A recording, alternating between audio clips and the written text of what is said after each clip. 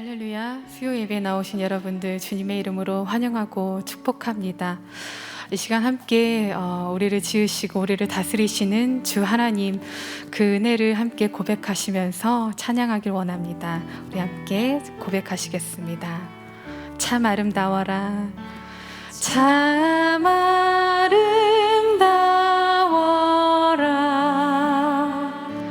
주님의 세계는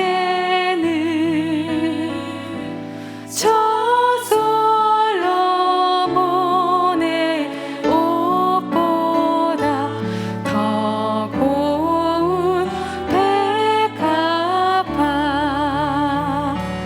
주 찬송하는 듯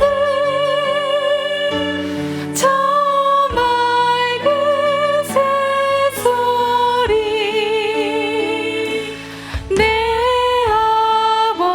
아버지의 지으신 그 솜씨 깊도다. 참 아름다워라, 참 아름다워라,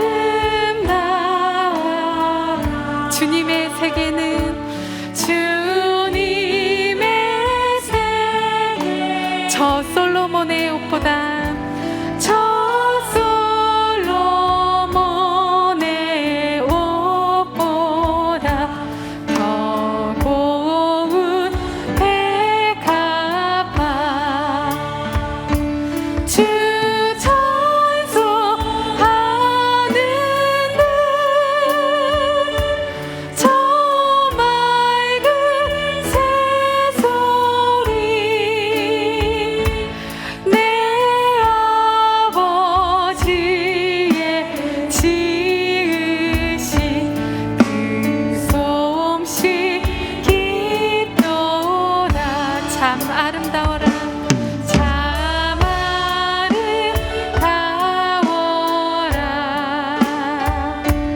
주님의 세계는 저 아침에와 저녁로 밤하늘 빛나며 망망한 바다와 내 푸른 봉우리 다 주 하나님 영광을 잘 드러내도다. 참 아름다워라, 참 아름다워라, 주님의 세계는 저 산에 부는 바람과 잔잔한 시냇물, 그 소리 가운데 그 소리 가운데 주 음성 들리니 주 하나님의 큰 뜻을 알 듯한 그 소리 가운데 그 소리 가운데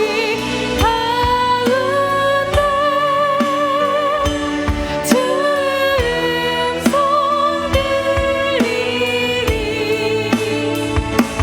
주 하나님의 큰 뜻을 다 알 듯하도다.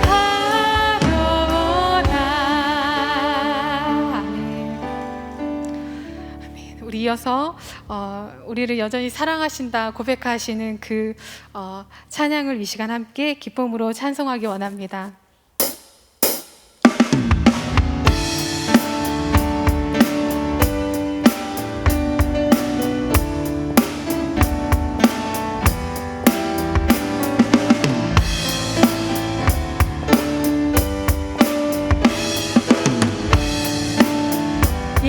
사랑하심은 예수 사랑하심은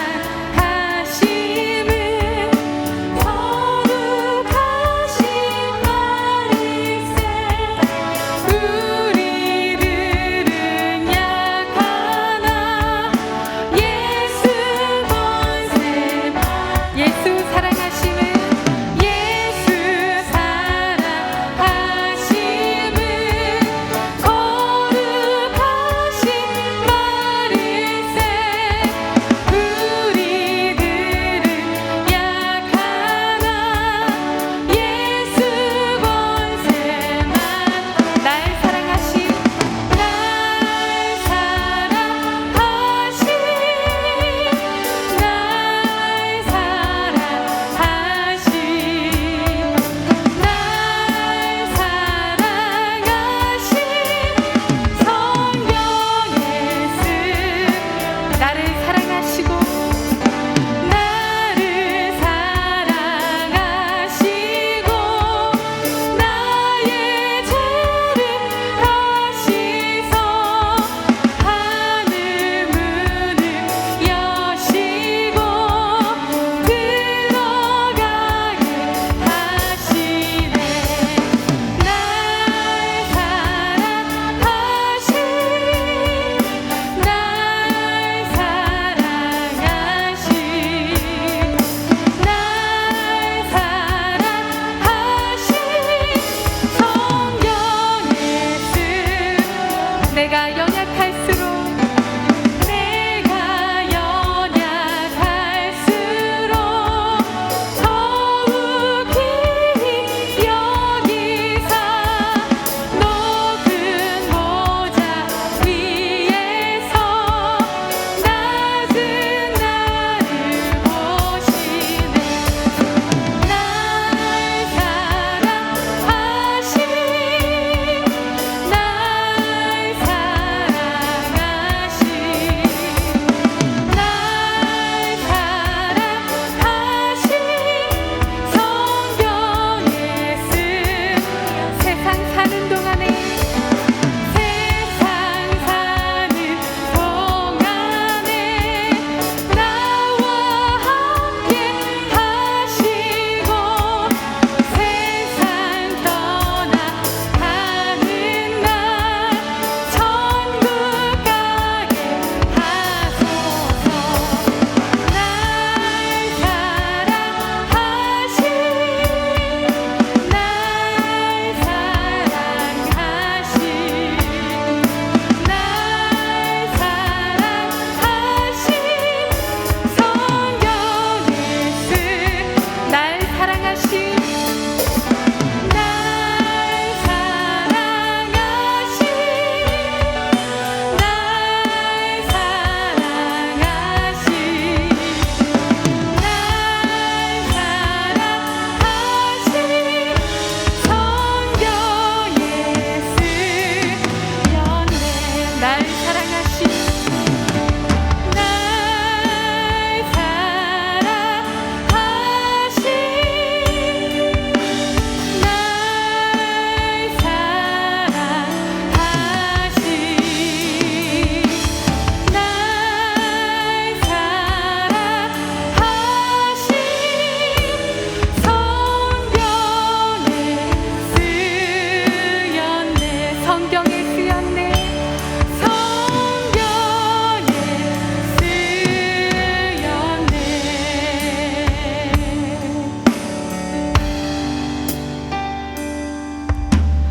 오직 주의 은혜로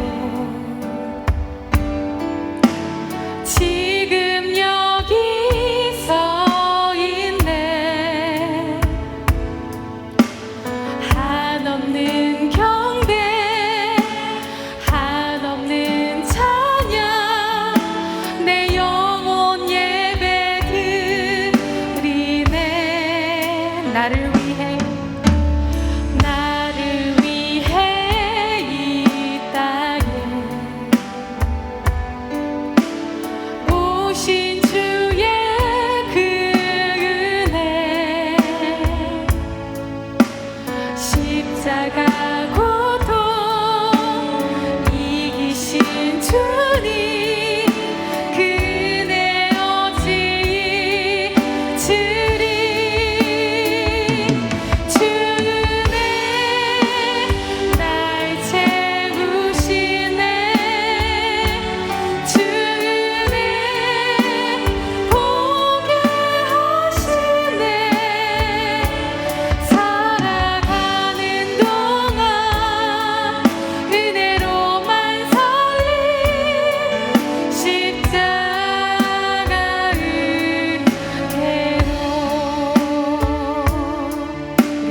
다시 고백합니다. 오직 주의 은혜로, 오직 주의 은혜로 지금 여기 서 있네. 한없는 경배, 한없는 찬양, 내 영혼 예배 드리네. 나를 위해 이 땅에 오신 주의 그 은혜, 십자가 고통 이기신 주님, 그 은혜 어찌 잊으리. 주 은혜 날 채우시네. 주 은혜 보게 하시네. 살아가는 동안 은혜로만 살리. 십자가의 주네 날 채우시네. 주 은혜 날 채우시네. 주 은혜 보게 하시네. 살아가는 동안 은혜로만 살리. 십자가의 주네 날 채우시네. 주 은혜 날 채우시네. 주 은혜 보게 하시네. 살아가는 동안 은혜로만 살리. 십자가의 대로. 이 시간 함께 드려지는 예배와 또 오늘 말씀을 전해주실 목사님, 또 그 말씀을 위하여서 우리 함께 기도하시겠습니다.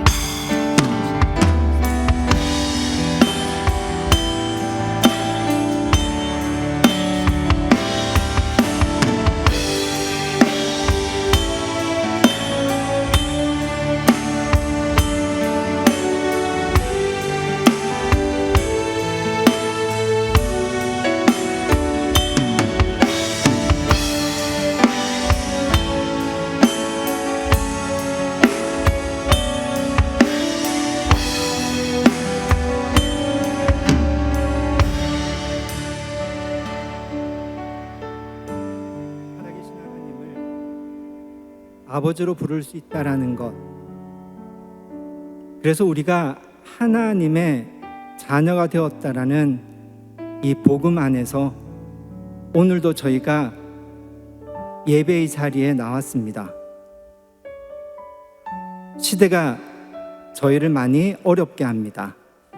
그렇지만 지금 이 시간 성전에서 또 있는 자리에서 하나님을 아버지로 부르며 예배의 자리로 나온 하나님의 자녀들을 아버지 하나님께서 그 사랑의 눈으로 바라봐 주시고 그 귀로 귀 기울여 주셔서 우리들의 기도를 들어주시옵소서. 하나님을 아버지로 부르며 기도할 수 있기에 이 어려운 시대를 우리가 믿음으로 살아갈 수 있습니다. 감사 소망으로 살아갈 수 있습니다. 오늘도 예배의 자리에서 하나님을 기뻐하는 것을 힘으로 삼는 은혜가 있길 소망합니다. 성령님, 이 예배 가운데 아버지 하나님의 음성이, 아버지 하나님의 만지심이 하나님을 아버지로 부르는 자녀들에게 있게 하여 주시옵소서. 예수님의 이름으로 기도드렸습니다. 아멘. 세상이 어떠하든지 변하지 않는 하나님의 사랑을 함께 고백하고 또 우리 자신을 축복하는 시간 가졌으면 좋겠습니다.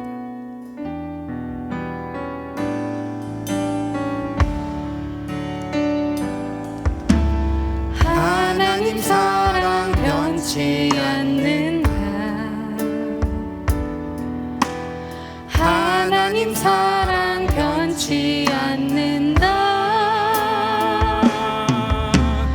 세상 다 변하고 날 버린다 해도 하나님 사랑 변치 않는다. 하나님 내 길 인도하신다. 하나님 내 길 인도하신다. 하나님 내 길 인도하신다. 나의 가는 길 다 주님께 있으니 하나님 내 길 인도하신다. 아멘. 하나님 감사합니다. 오늘 함께 우리가 나눌 말씀은 누가복음 15장 25절에서 우리 32절에 있는 말씀입니다. 함께 교독하시겠습니다. 마다들은 밭에 있다가 돌아와 집에 가까이 왔을 때에 풍악과 춤추는 소리를 듣고 한 종을 불러 이 무슨 일인가 물은데 대답하되 당신의 동생이 돌아왔음에 당신의 아버지가 건강한 그를 다시 맞아들이게 됨으로 인하여 살찐 송아지를 잡았나이다 하니 그가 노하여 들어가고자 하지 아니하거늘 아버지가 나와서 권한대 아버지께 대답하여 이르되 내가 여러 해 아버지를 섬겨 명을 어김이 없거늘 내게는 염소 새끼라도 주어 나와 내 벗으로 즐기게 하신 일이 없더니 아버지의 살림을 창녀들과 함께 삼켜버린 이 아들이 돌아오매 이를 위하여 살찐 송아지를 잡으셨나이다.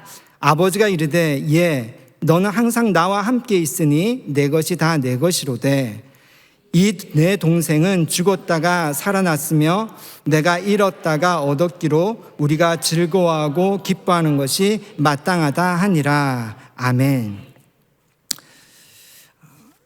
성경은 하나님의 말씀이죠. 또 하나님의 말씀이 단순히 이 문자에 또 책에 갇혀 있는 것이 아니라 하나님은 살아계시기 때문에 우리는 성경을 통해서 살아있는 하나님의 말씀, 이야기를 듣는 거죠. 그렇게 생각을 해보면 신앙은 하나님의 말씀을 잘 알아듣는 것, 하나님의 말을 잘 알아듣는 것, 이것이 신앙의 중요한 내용이지 않겠습니까?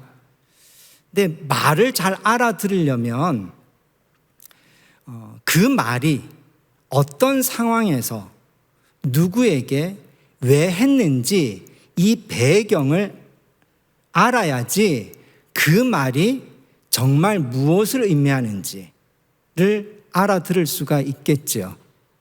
그래서 우리가 하나님의 말씀을 잘 알아듣기 위해서 우리가 성경을 공부합니다. 일종의 어려운 말로 해석 작업이라고 하는데요.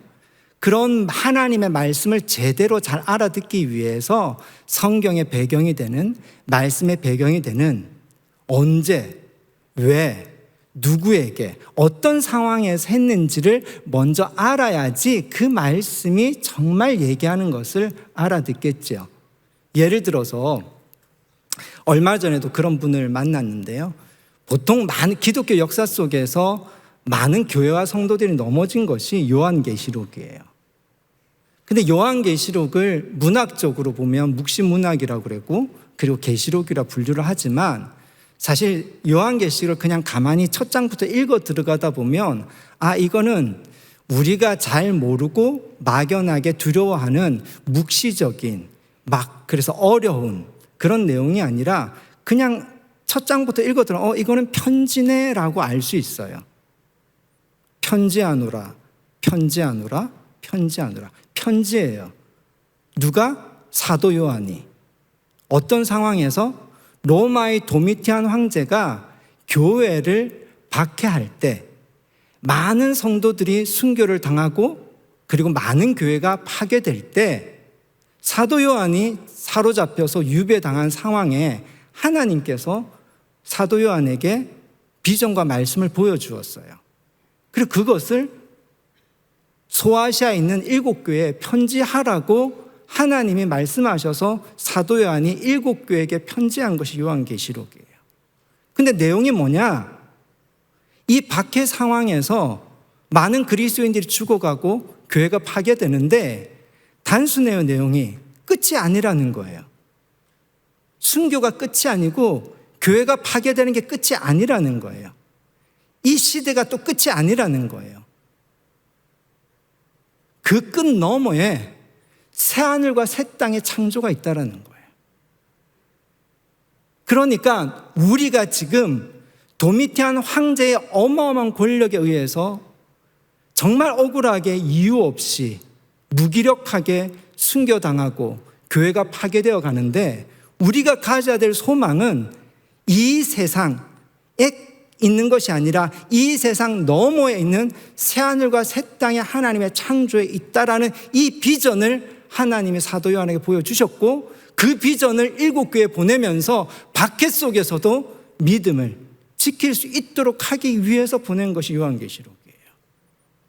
단 거기에 쓰는 표현이 이미 신약과 구약과 신약의 중간계에 있었던 묵시 문학의 상징들을 마치 은어처럼, 그래서 편지를 보낼 때 로마의 감시와 로마가 그것을 해석하지 못하도록 스스로 교회 전통에 있는 사람들이 알아들을 수 있는 상징과 이야기를 통해서 그 이야기와 비전들을 전한 거죠.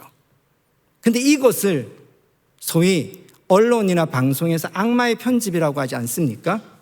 앞뒤 다 자르고 그것만 딱 뽑아가지고 이건 뭐다라고 하는 순간, 그래서 곧 이것이 왜 어떤 상황에서 누가 누구에게 한 이 배경은 다 떼고 그 문장만, 그 구절만, 그것만 딱 빼가지고 이게 뭐다라고 그렇게 갖다 붙이는 순간 우리는 혼란에 빠지고 길을 잃고 그리고 넘어지게 되는 거죠.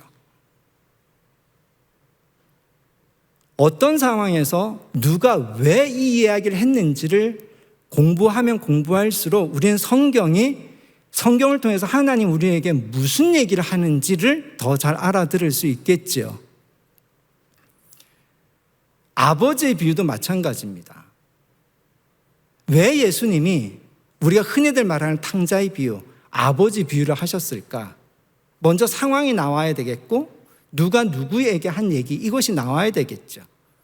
15장 1, 2절은 그 상황과 누가 누구에게 하는 얘기인지가 나오지 않습니까? 세리와 죄인들이 있는 곳에 예수님이 계셨어요. 그들과 식사를 하시고 그들과 교제를 나누고 있었습니다. 근데 바리새인들과 서기관들이 예수를 비난하는 거예요. 예수님, 어떻게 이럴 수가 있습니까?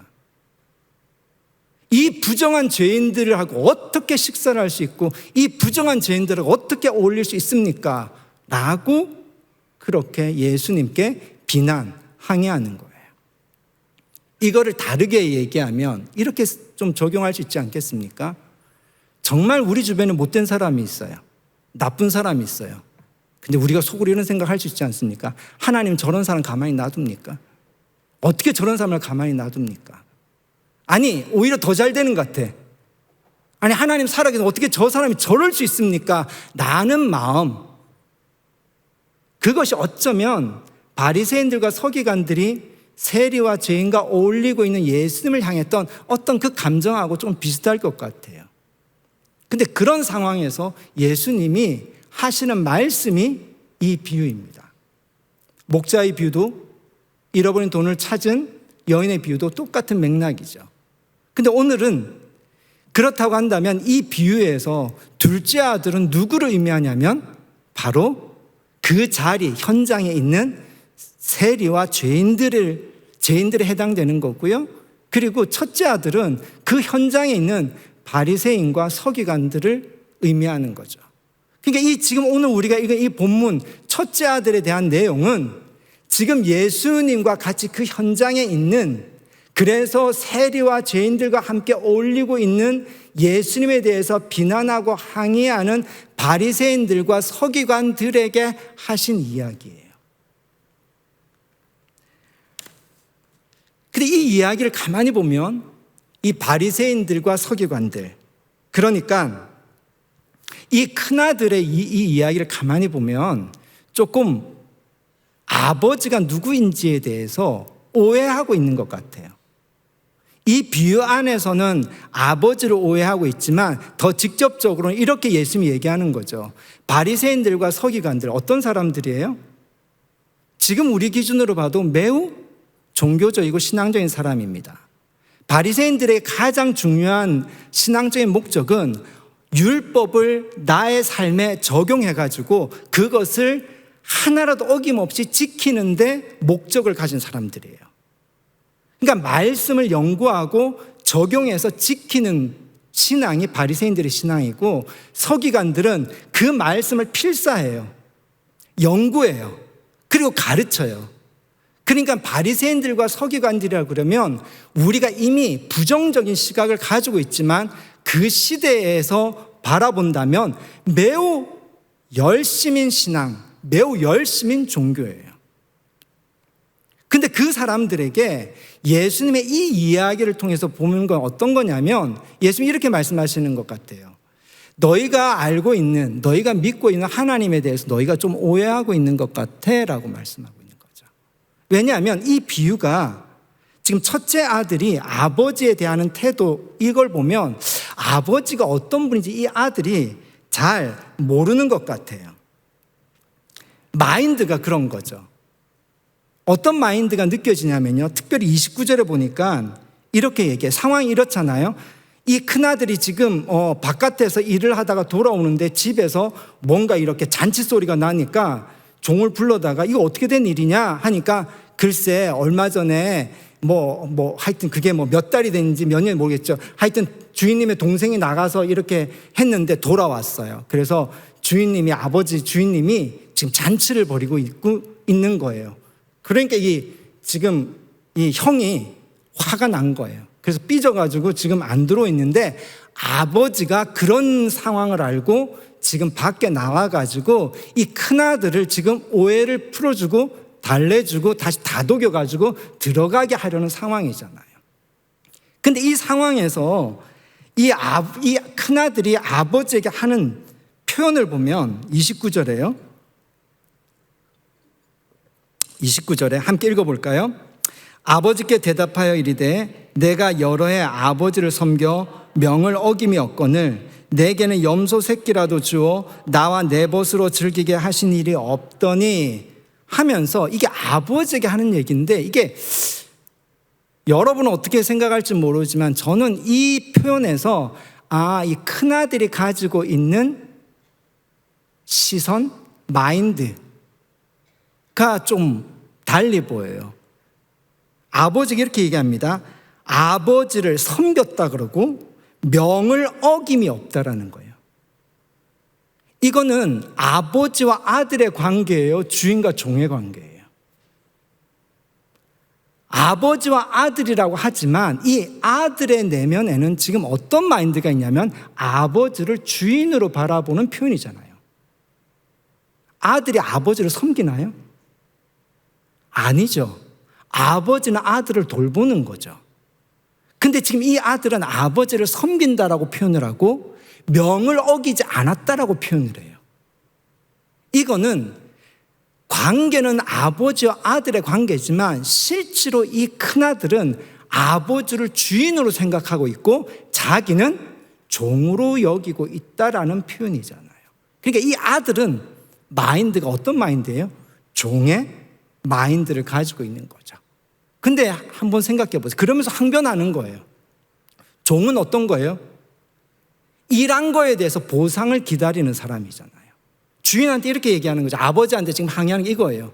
내가 아버지의 명을 어김없이 이렇게 열심히 일했는데 나한테는 보상, 염소 새끼 한 마리 잡아서 친구들하고 잔치 안 해주는 이런 보상도 하나도 안 해줬으면서 지금 아버지 재산을 다 탕진하고 있는 둘째 아들에겐 지금 살찐 송아지를 잡아 지금 잔치, 이게 말이 됩니까? 이 마인드는 뭐예요? 나는 왜 보상 안 해줘요?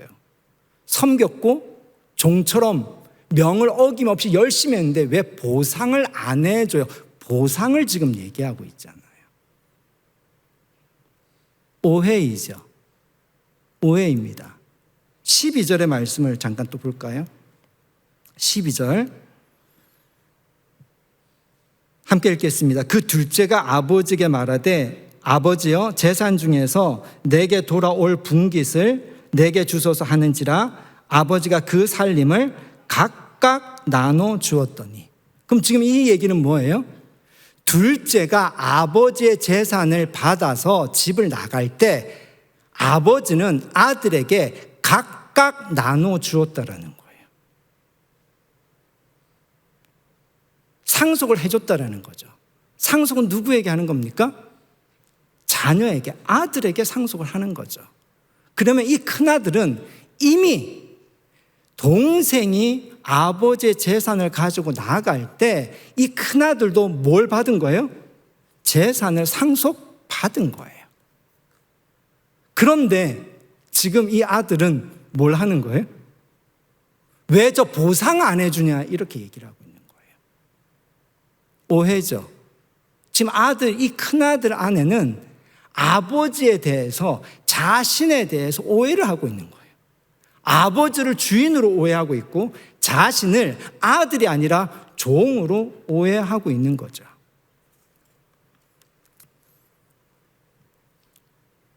이 얘기를 지금 서기관들과 바리새인들에게 하는 거예요. 너희가 지금 율법을 열심히 연구하고 적용하고 지키고 율법을 열심히 필사하고 연구하고 가르치지만 가만히 생각해봐라. 너희가 하나님을 제대로 알고 있냐? 너에게 하나님은 어떤 분이냐? 이 울림이 있지 않겠습니까? 그러니까 이 바리새인들과 서기관들이 하나님과의 관계에서 가지고 있는 근본적인 정체성, 이 마인드는 어떤 마인드냐면 이 비유를 통해서 보자면 종의 마인드. 즉 종의 마인드와 율법주의 마인드는 같은 거죠. 그럼 종의 마인드하고 율법주의의 마인드를 좀 쉽게 표현하면 어떻게 표현할 수 있냐면 이겁니다. 내가 아버지께 어떻게 했는데, 내가 하나님께 어떻게 했는데, 내가 이렇게 했기 때문에 하나님은 나한테 이렇게 해줘야 되는 거 아니에요. 보상이죠. 그래서 하나님과 나와의 관계가 지금 뭐가 중심이 되죠? 뭐가 기준이 되죠? 내가 하나님께 무엇을 했잖아요. 그렇기 때문에 하나님은 나한테 이렇게 해줘야 되잖아요. 이것이 종의 마인드이고 율법주의의 마인드고 이것이 지금 바리새인들과 서기관들의 마인드이죠. 내가 무엇을 했는가가 하나님과 우리 사이의 관계의 기준이 되었다라는 겁니다.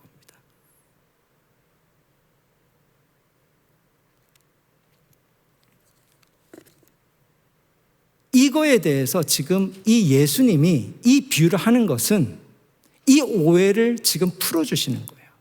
아니다라는 거죠. 아니다라는 거예요. 너희는 하나님과의 관계에서 너희가 무엇을 했는지 그리고 너희가 한 것에 따라서 하나님과의 관계가 정해진다고 생각하지만 아니라는 거예요. 비유를 또 한번 좀 찾아볼까요? 아버지는 둘째 아들에게 어떻게 했고 아버지는 첫째 아들에게 어떻게 했는지 그걸 좀 봤으면 좋겠는데요. 둘째 아들이 돌아올 때의 상황입니다. 15장 19절과 31절 큰아들에게 한 건 먼저 볼까요? 31절 함께 읽을까요? 아버지가 이르되 예 너는 항상 나와 함께 있으니 내 것이 다 내 것이로되. 아버지 시선이 어디 있나 보세요. 큰아들의 시선이 이거예요. 아버지, 나는 아버지께 이렇게 했잖아요. 자기가 한 것에 시선을 가지고 있지만 아버지의 시선은 뭐에 있었어요? 예, 넌 나와 항상 함께 있잖아. 아버지의 시선은 이 아들하고 함께 있는 것에 시선을 두고 있는데 큰아들은 자기가 아버지한테 한 것과 그것에 대한 보상에 지금 시선이 가 있잖아요. 시선이 어떻게 해요? 다르죠. 둘째 얘기도 한번 볼까요? 19절과 20절에 보면 19절과 20절 지금부터는 아버지의 아들이라 일컬음을 감당하지 못하겠나이다. 나를 품꾼의 하나로 보소서 하리라고 이에 일어나서 아버지께로 돌아가니라. 아직도 거리가 먼데 아버지가 그를 보고 치킨이 여겨 달려가 목을 안고 입을 맞추니. 둘째도 마찬가지예요. 돌아오는데 도저히 자기를 아들로 받아들여 달라고 말할 용기가 없는 거예요. 무엇을 보았기 때문에? 자기가 아버지에게 어떤 행동을 했는지 보았기 때문에. 둘째도 지금 뭘 보고 있는 거죠?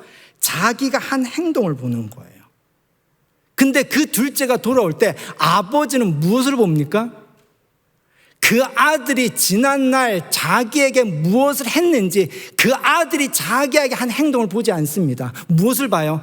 아들을 봅니다. 아들을 보고 가서 그냥 끌어안고 입 맞춥니다. 아버지 시선은 어디에 있어요? 둘째 아들이 돌아왔다라는 거, 둘째 아들에게 시선이 있는 거예요. 이것이 아버지입니다.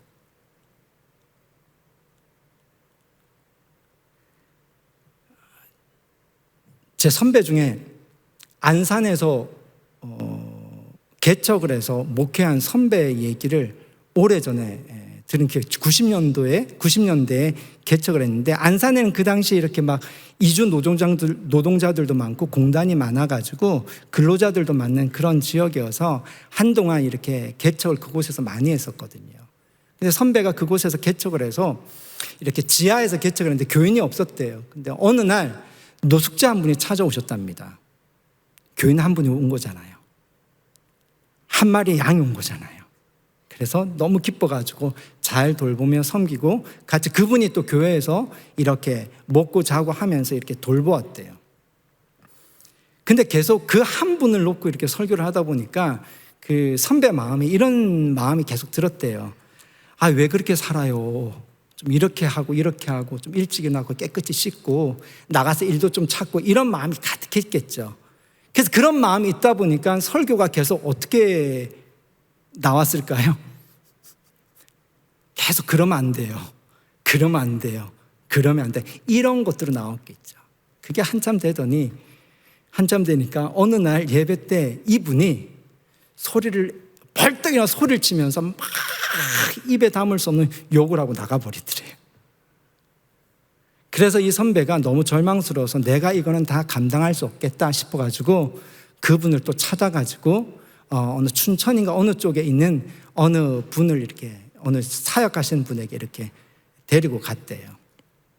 데리고 갔는데 그때 이 선배가 되게 충격을 받았다고 그러더라고요. 그 내용이 뭐냐면, 그렇게 자기는 이 노숙자를 데리고 갔는데 그분이 이분을 마치 이 뷰에 나오는 것처럼 그냥 화락 끌어안고 가만히 안아주더래요.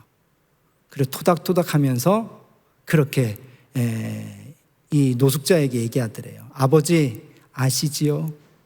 아버지 아시지요? 아버지 아시지요? 그러더래요. 어쩌면 지금 이 상황, 예수님이 이 비유를 하고 있는 이 상황, 세리와 죄인들이 있고 바리새인과 서기관들이, 이 상황은 어쩌면 오늘 우리가 살아가고 있는 우리의 모습하고 사실 오버랩이 되지 않습니까? 이 상황에서 우리는 주로 어느 자리에 있겠습니까? 우리는 바리새인과 서기관의 자리, 그 선배처럼 그 자리에 주로 있게 되지 않겠습니까? 그래서 우리는 세 개를 구분하죠. 무엇을 기준으로 구분합니까? 똑같아요. 내가 어떤 행동을 했는가? 내가 어떻게 살았는가? 내가 살았고 내가 한 행동을 기준으로 삼아서 선을 싹 긋습니다. 나는 이렇게 행동을 했고 이렇게 살아왔기 때문에 같고, 이쪽은 그렇게 살지 못했고 그렇게 행동하지 못했다고 이렇게 선을 긋죠. 그리고 예수님은 내 편이라고 생각을 했어요. 근데 예수님은 선을 다르게 긋습니다. 오히려 바리새인과 서기관, 세리와 죄인들을 같은 편으로 놓고 이렇게 선을 그어요. 그리고 그리고 예수님하고 경계를 두죠. 그럼 이쪽에 있는 것은 무슨 기준일까요? 내가 무슨 행동을 했는가? 내가 한 것을 기준으로 삼는 영역이죠. 근데 예수님은 다른 얘기를 하시는 거예요. 아버지의 비유를 하시는 이유가 이겁니다. 아버지는 둘째 아들이 무엇을 했는지 보지 않아요. 첫째 아들이 무엇을 했는지 보지 않아요. 즉 이것이 율법과 복음의 차이예요. 율법주의는 하나님과 나와의 관계에서 내가 무엇을 했는지를 기준으로 삼고 내가 무엇을 했기 때문에 하나님은 나에게 무엇을 해줘야 된다라고 보상으로 연결되는 것이 이것이 율법의 기준이에요. 근데 복음은 아닙니다. 복음은 우리가 하나님께 무엇을 한 것이 아니라 하나님이 우리에게 무엇을 해주셨는지 이것이 기준이 되는 것, 이게 복음이에요. 그래서 예수님이 선을 긋습니다. 서기관과 바리새인들도 마찬가지고 세리와 죄인들도 마찬가지고 너희는 무엇이 기준이다? 너희가 무슨 행동을 했는지의 기준으로 살아가는 세계라는 거예요. 근데 하나님의 나라, 복음은 기준이 달라집니다. 하나님이 우리에게 무엇을 하셨는지, 하나님이 우리에게 무엇을 해주셨는지 이것이 기준이 되는 것, 이것이 하나님의 나라의 복음이라는 거예요. 누가복음은 사실은 사도행전과 연결이 되어 있는 성경이죠. 그래서 누가복음은 사도행전의 전편이 되고요. 그리고 사도행전은 누가복음의 후편이 되는 거죠. 누가복음 1장에서 누가복음의 관점을 보면 누가복음 1편은 누가복음이고 누가복음 2편은 사도행전이 되는 거고, 그리고 사도행전 관점에 보면 사도행전 1편은 누가복음이 되고 사도행전은 사도행전 2편이 되는 거죠. 그러면 이 사도행전에서 주로 관심이 되고 주요 인물이 누구입니까? 주로 사도행전에 관심이 되는 그 이방인들이에요. 그리고 사도행전에서 주요 인물은 사도 바울입니다. 그리고 사도 바울과 동력했던 누가는 이렇게 복음을 기록하고 있는 거예요. 그러니까 누가복음도 관심이 누구에게 있을까요? 사실은 이방인들에게 관심이 있는 거예요. 유대인들이 구원에서 제외된 사람이라고 선을 그었던 이방인들에게 관심을 가지는 거예요. 유대인들의 입장에서 보면 이방인들은 하나님께 나올 수 없는 자들이에요. 왜? 하나님께 무엇을 했는지, 즉 행동, 하나님께 한 행위를 기준으로 보면 이방인들은 하나님께 나올 수가 없는 사람들이에요. 근데 이 누가의 복음, 사도 바울의 복음은 예수의 복음은 아니라는 거예요. 하나님의 사랑과 은혜는 산상수훈에서 마치 해가 선인과 악인을 구분하지 않고 해를 비추는 것처럼 하나님의 은혜와 사랑은 유대인과 이방인을 구분하지 않는다라는 거예요.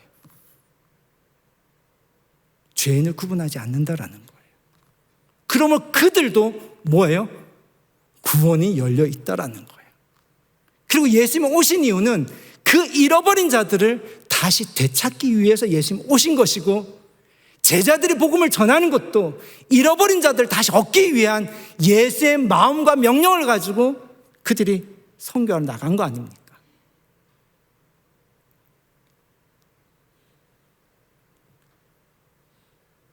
하나님의 관심은, 사람들의 관심은 자꾸 저 사람은 뭐 했지?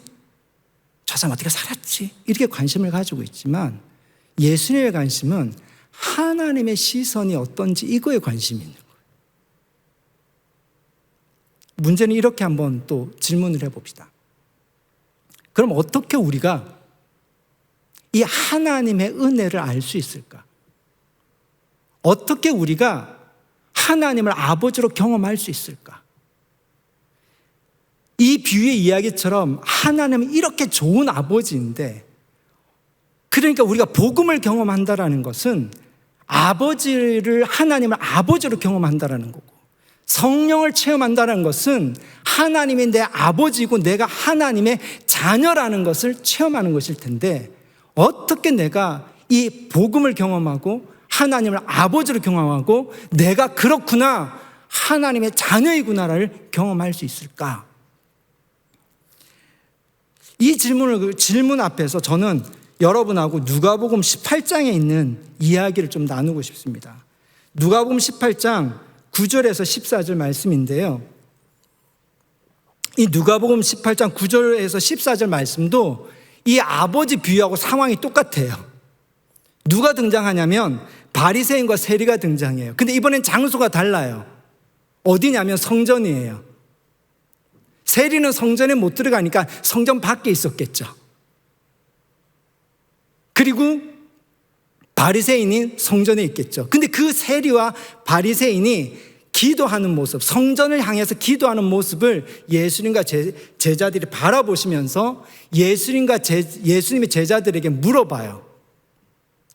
저 세리가 기도하고 있고 저 바리새인이 기도하고 있는데 누가 더 의로울까? 이걸 물어봐요. 그거에 대한 대답입니다.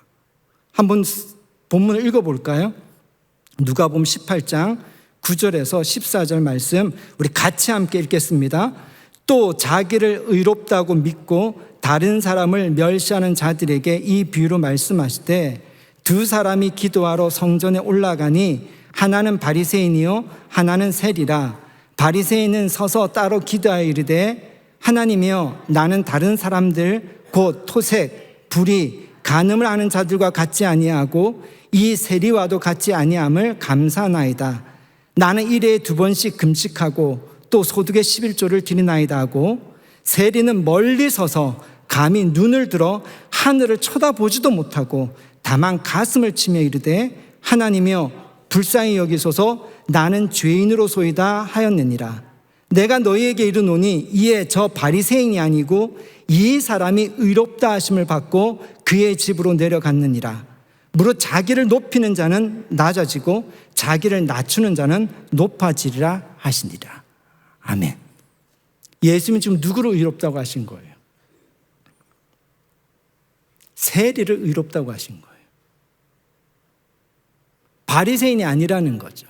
그러면서 의미 있는 얘기를 하십니다. 자기를 높이는 자는 낮아지고 자기를 낮추는 자는 높아지리라. 왜 이런 일이 벌어질까요? 자기를 높이는 자는 왜 낮아지고 자기를 낮추는 자는 왜 높아질까요? 하나님과의 관계를 내가 하나님께 무엇을 했는지에 중심을 두는 사람들은 낮아질 수밖에 없다는 겁니다. 바리새인의 기도를 들어보세요. 하나님께 기도합니다. 근데 무슨 기도를 하죠? 내가 무엇을 했는지를 얘기해요. 나는 이런 거 하지 않았어요. 그리고 하나님께 이런 거 했어요 하고 자기가 하지 않은 것과 자기가 한 것을 얘기합니다. 예수의 말씀이 이거죠. 내가 한 것으로 하나님 앞에 의가 될 수 없다라는 겁니다. 근데 오히려 세리는 의롭다고 하는 거예요. 왜 의롭다고 했을까요? 이게 복음의 놀라운 은혜이고 신비지 않습니까? 세리가 이렇게 얘기해요. 나는 죄인입니다. 나는 죄인입니다. 이걸 이렇게 표현할 수 있지 않겠습니까? 바리새인은 자기가 한 행동이 곧 자기라고 생각을 해요. 근데 세리는 자기가 누군지 알아요. 행동을 포함해서 자기 존재가, 자기의 인생이 뭔지를 압니다. 하나님 앞에서 자기가 어떤 인생인지, 어떤 존재인지, 자기의 외적인가 이 모든 것을 아는 거예요. 그러니까 감히 하늘을 쳐다보지도 못하고 그냥 가슴을 치면서 나는 죄인입니다라는 거예요. 역설이지 않습니까? 자신이 죄인임을 아는 사람은 의인이 되는데 나는 이런 걸 했고 나는 이런 걸 했고 나는 이런 걸 하지 않았어요 라고 하면서 자기가 의인이라고 생각하는 사람은 오히려 의인이 아니라는 거예요. 이것이 복음의 기준입니다. 이것이 복음의 기준이에요. 왜 세리가 의인이 될 수 있었을까요?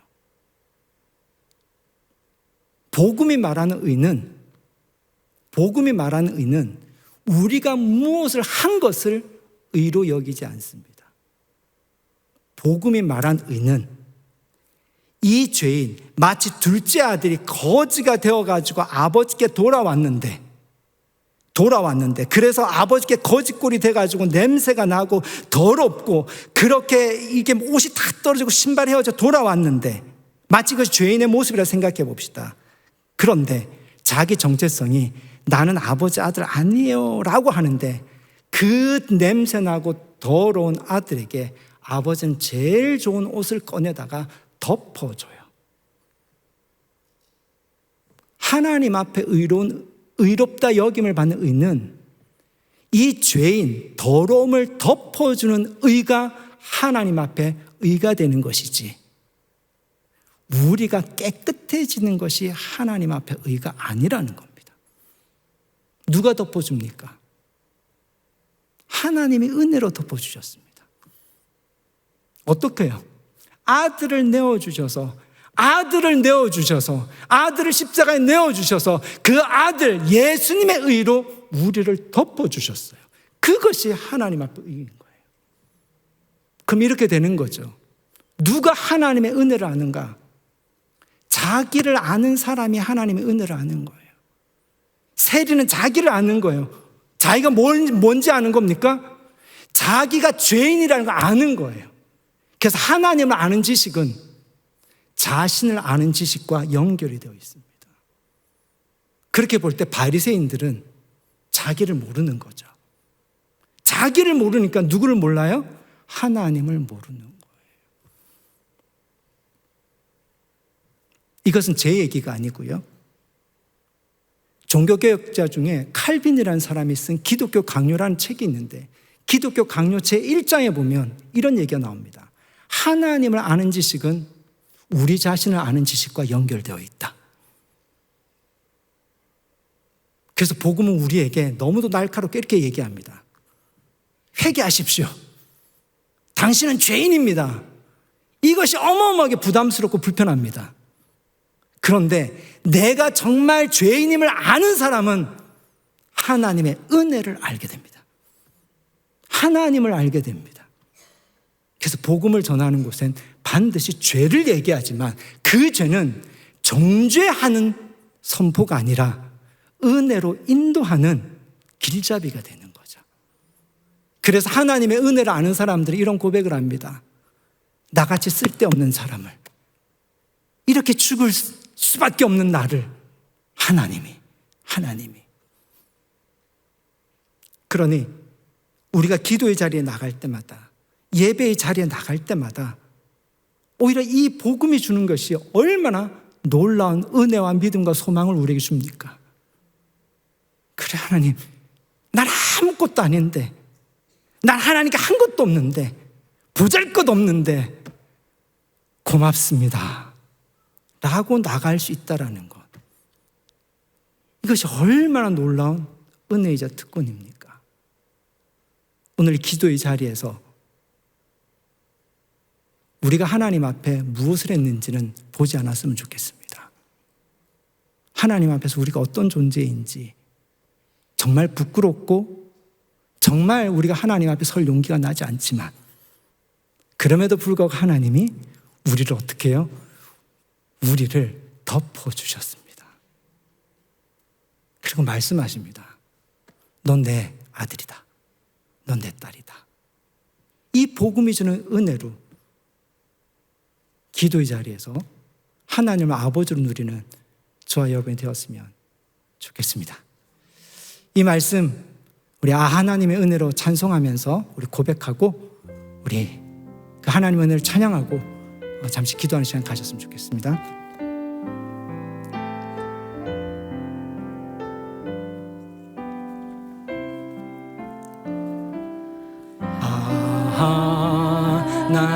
하나님의 은혜로 있을 데 없는 자, 좀 빨리 할까요? 왜 구속하여 주는지 난 알 수 없도다. 하나님의 은혜로, 하나님의 은혜로 있을 데 없는 자 왜 구속하여 주는지 난 알 수 없도다. 내가 믿고 또 의지함은 내 모든 형편 아시는 주님 늘 구해 주실 것을 나는 확실히 아네. 왜 내게 굳세 믿음과 또 복음 주셔서 내 맘이 항상 편한지 난 알 수 없도다. 내가 믿고 또 의지함은 내 모든 형편 아시는 주님 늘 보해 주실 것을 나는 확실히 아네. 왜 내게 성령, 왜 내게 성령 주셔서 내 마음 감동해. 주 예수 믿게 하는지 난 알 수 없도다. 내가 믿고 또 의지함은 내 모든 형편 아시는 주님 늘 보해 주실 것을 나는 확실히 아네. 주 언제 감히 마실지 오밤에 옥낮에 또 주님 만나 그것도 난 알 수 없도다. 내가 믿고 또 의지함은 내 모든 형편 아시는 주님 늘 보해 주실 것을 나는 확실히 내가 믿고 또 의지함은 내가 믿고 또 의지함은 내 모든 형편 아시는 주님 늘 보해 주실 것을 나는 확실히 아네. 우리 함께 기도합시다. 우리의 기도를 들으시는 하나님은 우리의 아버지십니다. 아버지 되신 하나님은 우리를 바라보십니다. 우리를 존재 그 자체로 바라보십니다. 그냥 아들로 바라보시고 그냥 딸로 바라보십니다. 하나님 앞에 부끄러운 모습이 너무 많지요. 그러나 복음은 우리를 정죄를 넘어서 하나님의 품으로 인도합니다. 그 아버지, 그 하나님을 아버지로 부르면서 오늘 저와 여러분의 기도가 아버지와 자녀의 기도가 되기 원합니다. 함께 기도하시겠습니다.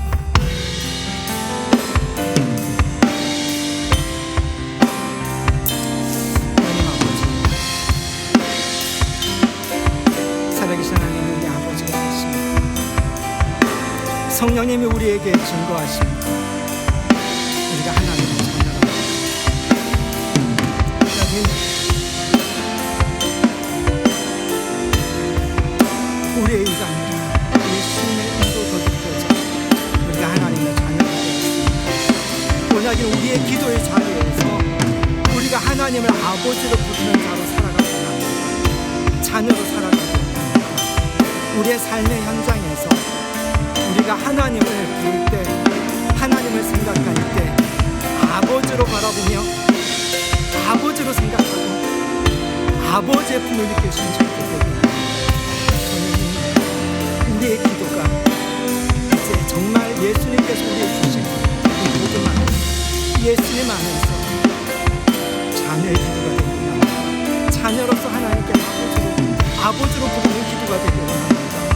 일상에서 자녀로 살아가고 일상에서 아버지로 부르며 아버지와의 자녀의 관계로 살아가는 이 복음을 누리는 저희들에게 성령님 우리 안에서 오늘 이 복음을 통하여서 우리 안에 우리의 짐들, 이 율법의 짐들, 이 존재의 짐들을 내려놓으시고 복음 안에서 하나님을 아버지로 부르는 저희들에게 주시옵소서. 하나님 이 시간 구합니다.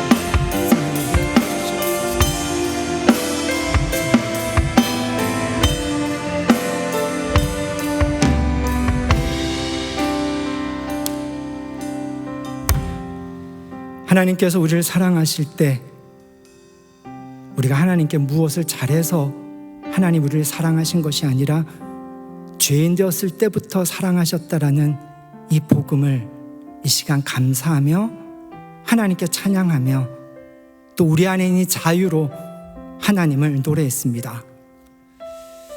하나님, 우리가 하나님을 부를 때마다 아버지로 부르며 아버지로 느끼며 아버지로 누리는 그런 삶이 되기를 소망합니다. 세상은 끊임없이 우리에게 유혹되고 거짓된 이야기로 하나님과 우리의 사이를 이렇게 오해하게 만듭니다. 다시 복음을 붙듭니다. 이 쓸데없는 자, 죽을 수밖에 없었던 이 나를 하나님께서 자녀 삼아 주셨습니다. 그래서 아버지로 부를 수 있고 아들로 살아갈 수 있습니다. 이 복음 앞에서 우리가 삶의 어떤 상황에서든지 하나님을 아버지로 부르며 기도하고 하나님을 아버지로 그리고 나를 하나님의 자녀로 믿을 때 일어나는 기쁨으로 살아가는 저희들 되게 해주셔서 세상이 주는 평화와 세상이 주는 기쁨이 아니라 이 복음이 주는 평화와 이 복음이 주는 기쁨을 가지고 세상을 이길 수 있는 저희들이 되길 원합니다. 기쁨, 하나님을 아버지로 부르는 이 기쁨, 하나님의 자녀가 된 이 기쁨, 이 기쁨을 가지고 삶에서 하나님과 아버지와 자녀 사이에서 일어나는 은혜롭고 놀라운 이야기가 우리의 삶에서 쓰여지게 하여 주시옵소서. 하나님, 이 시간 우리가 하나님의 자녀임을 고백하며 우리 삶의 소유가 하나님의 상속임을 고백하며 이 예물을 또 하나님 앞에 올려드립니다. 기뻐 받아주시고 우리의 삶 가운데 자녀가 주는 자유함과 풍성함이 늘 넘치는 삶이 되도록 축복하여 주시옵소서. 예수님의 이름으로 기도드렸습니다. 아멘. 다 함께 일어나셔서 우리 주기도문, 우리 찬양, 우리 하심으로 예배를 마치겠습니다.